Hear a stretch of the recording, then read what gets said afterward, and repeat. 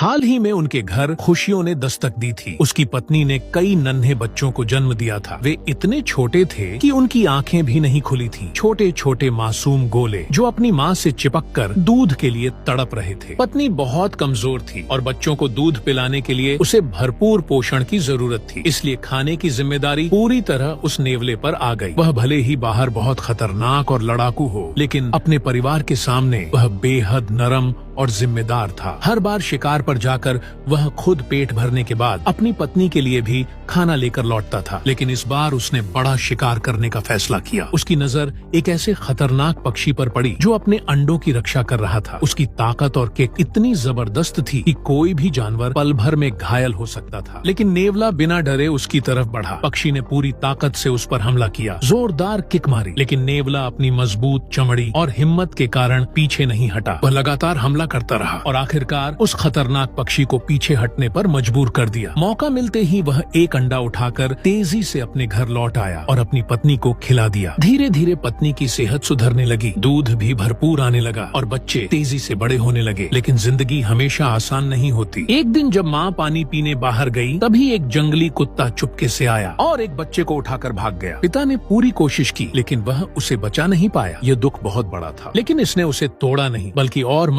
नेवला अपनी मजबूत चमड़ी और हिम्मत के कारण पीछे नहीं हटा। वह लगातार हमला करता रहा और आखिरकार उस खतरनाक पक्षी को पीछे हटने पर मजबूर कर दिया। मौका मिलते ही वह एक अंडा उठाकर तेजी से अपने घर लौट आया और अपनी पत्नी को खिला दिया। धीरे धीरे पत्नी की सेहत सुधरने लगी, दूध भी भरपूर आने लगा और बच्चे तेजी से बड़े होने लगे। लेकिन जिंदगी हमेशा आसान नहीं होती। एक दिन जब माँ पानी पीने बाहर गई, तभी एक जंगली कुत्ता चुपके से आया और एक बच्चे को उठाकर भाग गया। पिता ने पूरी कोशिश की, लेकिन वह उसे बचा नहीं पाया। यह दुख बहुत बड़ा था, लेकिन इसने उसे तोड़ा नहीं, बल्कि और मजबूत बना दिया। अब वह और ज्यादा मेहनत करने लगा। हर बार ढेर सारा खाना लेकर लौटता। आसमान, जमीन और पानी हर जगह से शिकार करता। धीरे धीरे बच्चे बड़े होने लगे। उनके शरीर पर काले सफेद बाल आ गए और वे मजबूत भी हो गए। अब वह उन्हें बाहर ले जाकर सिखाने लगा, कैसे शिकार करना है, कैसे दुश्मनों से बचना है और सही समय पर हमला कैसे करना है। वह सिर्फ एक पिता नहीं, बल्कि एक शिक्षक बन चुका था। करीब 1 साल तक वह अपने बच्चों के साथ रहा, उन्हें हर खतरे से बचाया, हर जरूरत पूरी की।